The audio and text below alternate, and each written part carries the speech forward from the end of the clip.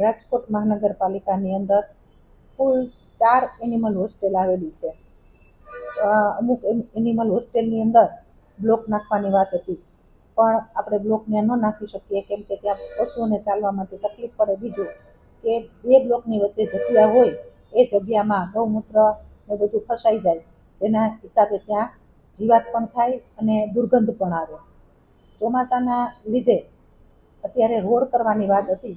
અધિકારી હારે વાતચીત થઈ કે ચોમાસાની અંદર ત્યાં આપણે જેટલી જગ્યામાં એનિમલ હોસ્ટેલ છે એટલી જગ્યાની અંદર આપણે રોડ બનાવવાનું કામ ચાલુ કરવાના હતા, પણ વરસાદના લીધે છાપરા નાખવાનું કામ અને રોડ બનાવવાનું કામ, આ 2 કામ છે અત્યારે થઈ શક્યા નથી.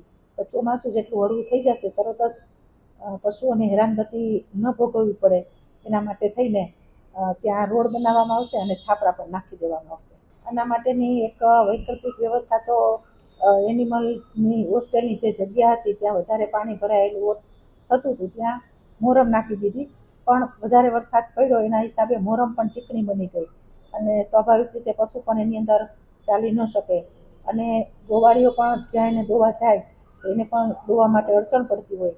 બીજું મચ્છર અને માખીના પણ ત્રાસ હોય, જે પશુઓને ખૂબ ત્રાસદાયક હોય અને એના લીધે પણ એને પોતાને અગવડતા ઘણી બધી પડતી હોય.